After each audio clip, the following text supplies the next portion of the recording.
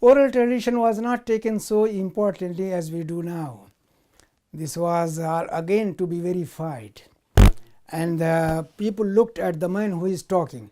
Say for example, Ibn Ishaq is not considered to be very strong, and there was rivalry between him and Malik ibn Anas, Imam Malik. Right. Both of them accused one another. Ibn Ishaq accused Malik that he is not an Arab, and Malik accused Ibn Ishaq that he is taking a story from anywhere without mentioning the sources, which is true.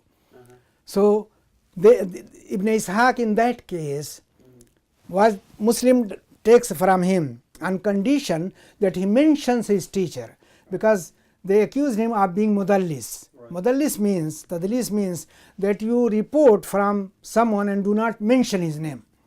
So you are keeping him hidden. Why you hide him? There must be something wrong. Right.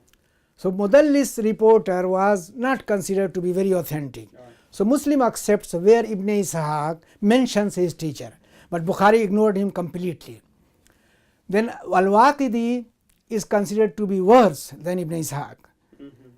So that is how you know that these people are not taken very seriously. Ibn Sa'd is all right, but Ibn Sa'd was the secretary of Waqidi. Yeah.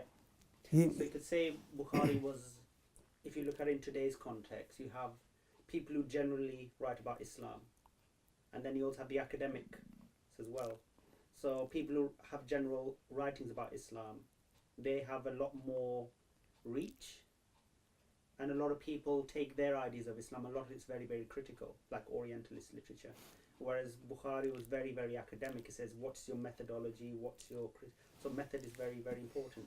Exactly. Yeah. I mean, he was very much concerned about the academic position and what you call, what they call reliability. Reliability, yeah. So it was very important.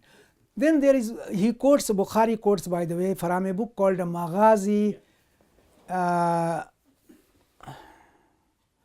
Maghazi Uqba. Yeah.